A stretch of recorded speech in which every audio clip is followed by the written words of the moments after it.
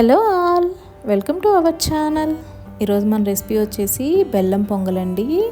ఏ పండగ అయినా పూజ అయినా ప్రతి ఒక్కరూ ఖచ్చితంగా చేసుకునే ప్రసాదం ఏదైనా ఉంది అంటే అది పొంగలే కదా. ఒక్కసారి ఈ శ్రావణ మాసంలో నేను చూపించినట్టు ఈ పొంగల్ని నైవేద్యంగా చేసి చూడండి, చాలా రుచిగా ఉంటుంది. చల్లగా అయిపోయినా కూడా అస్సలు గట్టిపడదండి. ఈ సింపుల్ అండ్ టేస్టీగా ఉండే బెల్లం పొంగల్ని ఎలా చేయాలో చూద్దాం. ముందుగా దీనికోసం ఒక గిన్నెలోకి ఒక 1 కప్ బియ్యం, 1/2 కప్పు దాకా పెసరపప్పు తీసుకొని వాటర్ వేసుకొని ఒక 2-3 సార్లు వాష్ చేసుకొని ఈ బియ్యాన్ని అరగంట నుంచి గంట వరకు నాననివ్వాలి. అప్పుడే పొంగలి బాగా రుచిగా ఉంటుంది. తర్వాత స్టవ్ ఆన్ చేసుకొని ఒక గిన్నెలోకి ఒక 2 కప్పుల దాకా పాలు, 3 కప్పుల దాకా నీళ్లు తీసుకొని వేడి చేసుకోవాలి. నేను పాలు గేదె పాలు తీసుకున్నానండి. మీరు ప్యాకెట్ పాలు తీసుకున్నట్టయితే 3 కప్పుల పాలు 2 కప్పుల నీళ్లు తీసుకుంటే రుచిగా ఉంటుంది. ఈ పాలని బాగా మరగనివ్వాలి.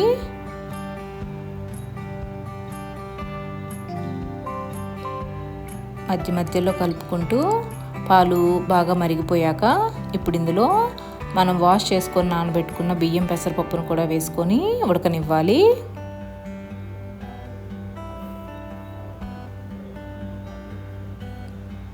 ఈ పెసరపప్పు బియ్యం అడుగంటకుండా మధ్య మధ్యలో కలుపుకుంటూ బాగా మెత్తగా ఉడకనివ్వాలి.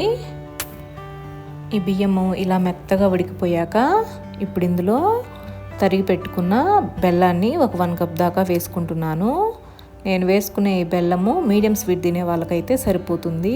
మీరు కొద్దిగా తీపి ఎక్కువ తినేటట్టయితే ఇంకొక 1/2 కప్పు దాకా బెల్లాన్ని వేసుకోవచ్చు.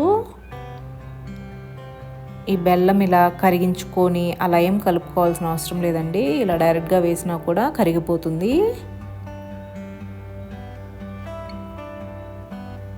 కాకపోతే మధ్య మధ్యలో కలుపుకోవాలి, లేదంటే ఖచ్చితంగా అడుగంటుతుంది. ఇలా బెల్లం అంతా కరిగిపోయింది. ఇప్పుడు ఇందులో 1/2 టీ స్పూన్ దాకా దంచి పెట్టుకున్న యాలకుల పొడి వేసుకోవాలి.